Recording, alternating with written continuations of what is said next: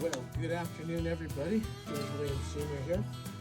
Hey, it's been a while since I've done a training video, and I saw a video put out recently by a friend of mine, Ken Whiting from Paddle TV, and how he's been recovering over the winter and had some issues with his shoulder and stuff. So it got me thinking I should do another training video. And one of the things that I get a lot of requests on is rolling videos. Now, I've posted some rolling videos in the past. You can get them up on my YouTube channel. But we're going to get into an in-depth look at how I teach the roll, why I teach the roll, and the pros, advantage for it. There's not really any disadvantages for it, but somebody might find something. This is going to be for beginner paddlers and aging paddlers like myself, don't have that back flexibility or shoulder rotation flexibility, or you've suffered from a surgery or an injury or whatever. Your mobility has decreased. We're going to review the roll that I teach because it will help you get back on the water and I believe get your confidence back up if you've once had your roll and now you're afraid of going out paddling a lot because of your shoulder injury or whatever, a surgery or something. This will help, and we're going to go through the mechanics of it all. So, hang on, I'll be right back. All right, we're going to build this up from your body up to your bone, okay? That way you have a good understanding of what this roll is all about. As in my previous videos, I call it the scoop and turn, which is basically knuckles down, scooping to knuckles up, and rotating, looking at the blade you're using, not looking away. Okay, that's all there is to it. It's that simple. It technically is a high brace, not a low brace, not a stretch for skulls. It's just a high brace. Okay, so we're going to get into the body mechanics of it. First of all, when you're paddling, and hang on, I'm going to grab my paddle. When you're paddling, and you have your hands in the proper position, not way out here and doing stuff like this, but here, paddling, and you're rotating, paddling, rotating, you're using a lot of core, I got too much of it, and a lot of latissimus dorsi of wings to bring that around. Okay, it gives you more power and control. And also what it does is it protects your shoulders. So when you're in this box formation here, and your shoulders are in a good position, elbows forward to these strokes, okay? Make sense? Now what's the body mechanics of that are coming into play? Well, your shoulder is a very fragile joint. Not as fragile as your elbow, but tends to suffer more than your elbow because of all that it has to do. Our elbows have to do this and this. So it's a basic function. But our shoulders, they have to go round, up, down, inside, back. And what happens is, if this was your humerus bone, your shoulder bone to your socket, this was the ball and this handles the socket, your shoulder joint has to roll in that socket. So understand that. And what I'm going to tell you next is going to help you out. And we're going to go through the basics. Hand position. Anytime that your hands with your thumbs are in, you're in a good, safe position. So when I'm paddling, my thumbs are in, right? The thumbs are pointed to the middle or the center of my paddle. What that does is when my thumbs are in, my shoulder joint has the ability to stay in a fairly neutral position no matter where I'm going with that. So that keeps that neutral. Okay? Make sense? If my thumbs are up, that's also a fairly safe position. And what do I mean by my thumbs up? Well, I'm coming up, even though my thumb was in, now it's up. This is also a fairly safe position for my joint.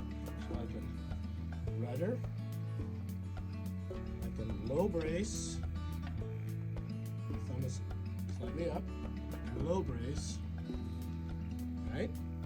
And that keeps the joint in a fairly neutral position. Thing to know about low bracing though is when you arch your elbows forward, that ball and socket is taking a big rotation like that in your socket joint. So be careful when you're low bracing. Low bracing is used for minor corrections and stability. Low brace is not used for any major moves unless you're doing kick flips or dry rear neck rolls where you're using the back of your blade pushing down like that. But you're driving down, you're never driving up. So when you're low bracing, you're never driving up and away. You're driving down from your torso, down. Make sense? So those are some of the precautions you have to consider with low bracing. Low braces are for basically gentle and minor corrections. Okay, now when we get into high bracing, those are in, and we're doing the same thing as we're paddling, is we're high bracing in to this side, we're high bracing in to that side. I'm not going to say left and right because whichever direction this camera's pointing, this is in reality my right hand, but in the video, camera's backwards, so it's recording it out of my left hand. So I'm going to just say this side or that side. So when I'm high bracing, I'm keeping my thumbs in, elbows down, maintaining this box position, and high bracing on this side. Okay? That's basically the last half of this roll is a big high brace. And we'll get into that when I show you the on-water stuff. So what that does is it allows you to protect that shoulder, keep it in tight. You don't want to flare out. Because once you flare out, this is as far as your shoulder wants to go. If the force of the water jerks on your arm, or you hit a rock or an obstacle and it pulls, and that's what causes rotator cuff stretch or tearing or dislocation, is that jerking out and away from this position. If your thumb is turned out for whatever reason, you only have minimal movement in your shoulder. So I'm facing straight forward, my thumb is pointed out, and that is the max of my shoulder movement before it tightens up. I can go farther, but then it's stressing those ligaments and tendons and muscles in there, and when it's forced out there, that's when damage happens. Whereas if my thumb is in, look how far I can go out. Very comfortable. My thumb is up. Not quite as far out as when my thumb is in, but if my thumb is out, that's it. That's the minimal thing. So hand position, box, thumb in, thumb up, good position. If you get to where your thumb is out, bad position. So if I'm rolling and I'm stretching that arm way out here, putting a lot of stress on this shoulder.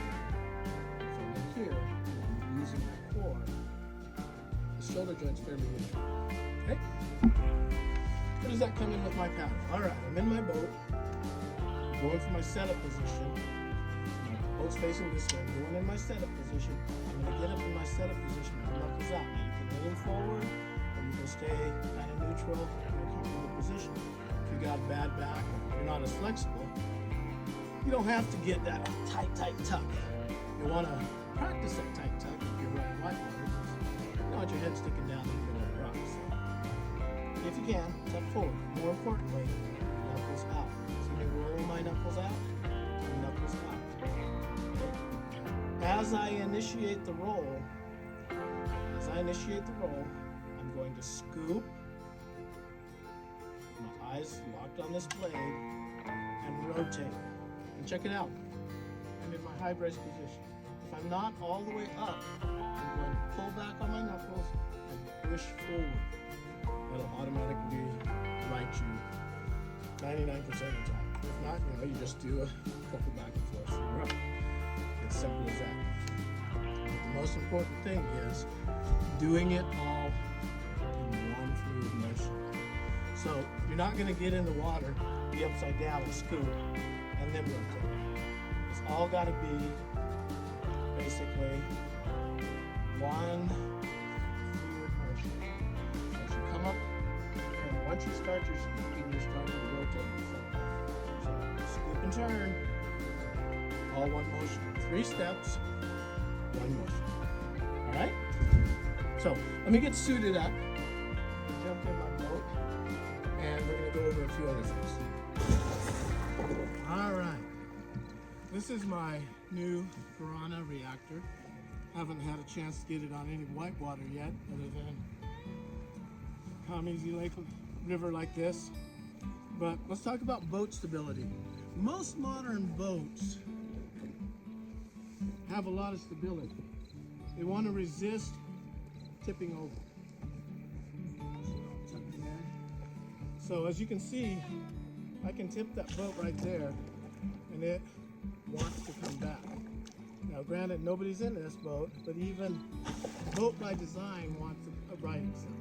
When you're in this boat, you could probably tip it about that far, which is pretty far, and be real stable before you have to engage your paddle to keep from tipping over. But when you do tip over, the boat itself, once you initiate your roll, will reach a point, if you stay with your roll, will automatically want to right itself. Now most modern boats are designed to do this to a certain extent. A lot of the whitewater boats more so. But you'll see, as the boat is upside down, once you initiate a roll process in it, and you get to past vertical, if you're doing your roll correctly, once you're past vertical, the boat will automatically want to go right side up. So keep that in mind, use the technique, and work with your boat, work with the water, okay? Let me grab my stuff and I'll jump in my boat and we'll talk about what's next.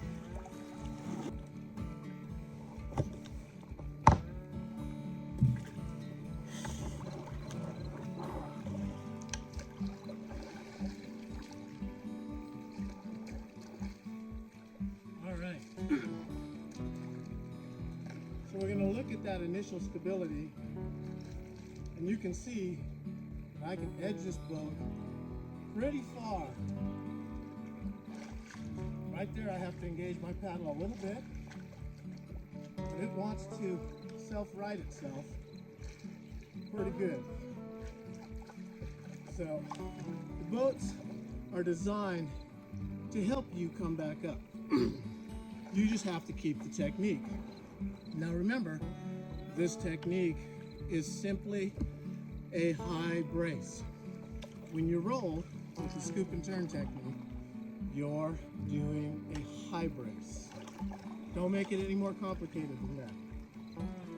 When I'm paddling along, I start to fall.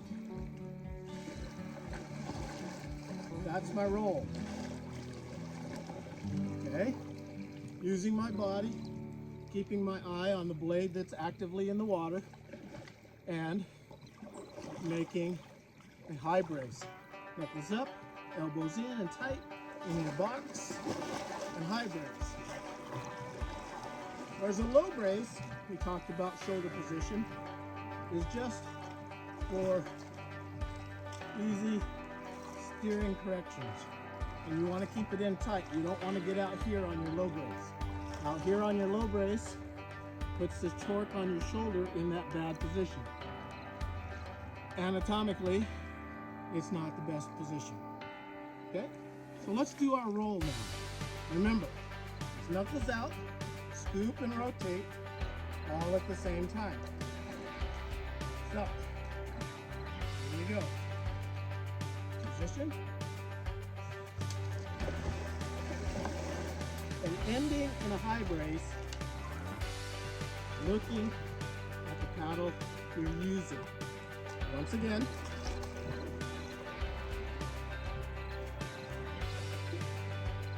get in your set position, and make it happen.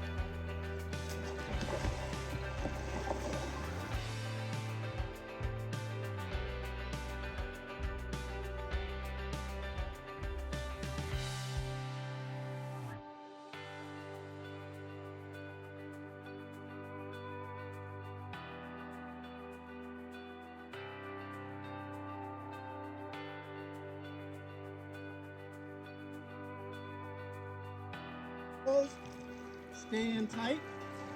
I'm not extending. I'm trying not to drop it. I want to protect my shoulder. For example, if I get pulled over hard, I don't want to roll. To prevent myself from going over, because I don't want to go all the way around, I'm basically just going to turn my back to the water and initiate a high brace. Okay? Is that making sense? I hope so. Give me 2 thumbs up in the comments if it is. Alright. Now, again, if I roll and as I come up in my high brace, I'm not all the way up. Do I want to fall back down and reset? No, you don't have to. So you'll finish with a forward crunch. The forward crunch will be by taking your blade angle from this angle to this angle and doing a forward crunch. It'll look like this.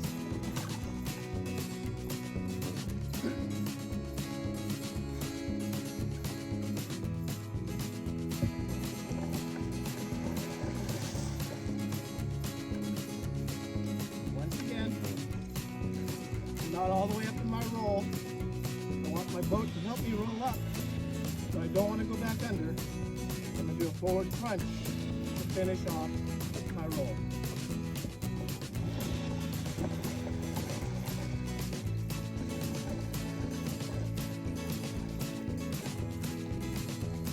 Again, keeping in tight, no, not overextending an arm, keeping that box in. And just changing angles and skiing that blade forward, all the while locking your knees in and doing a forward crunch. All right, that's the nuts and bolts to the roll.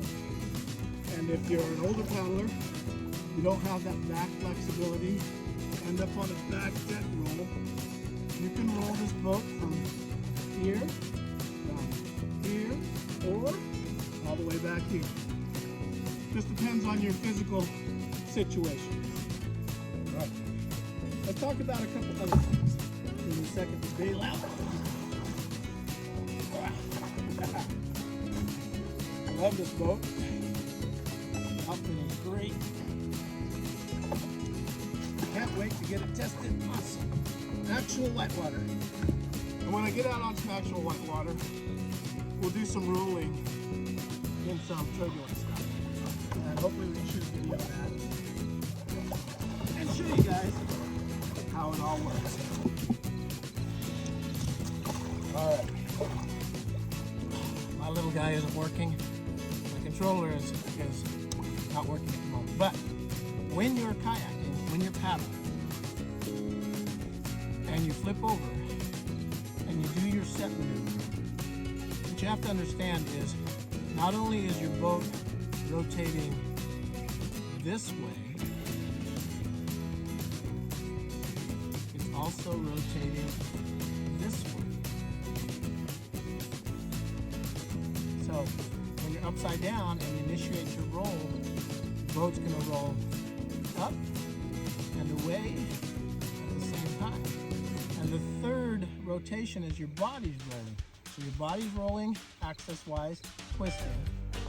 Your kayak's rolling axis-wise and twisting.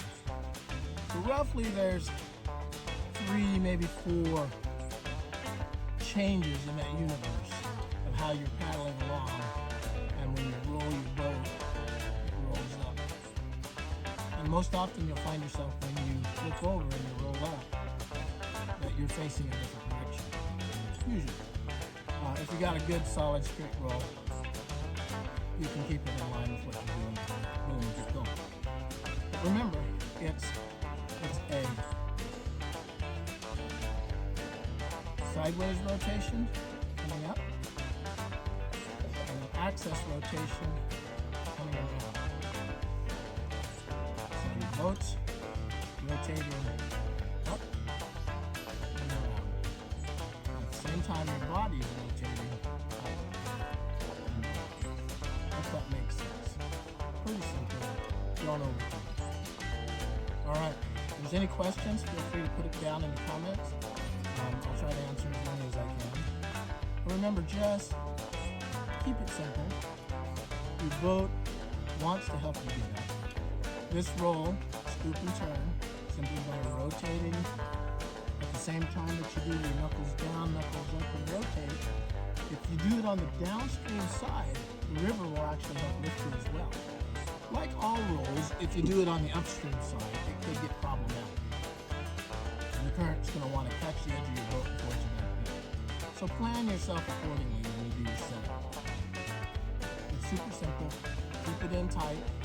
Protect the body. Lock the shoulders in. Do your rotation.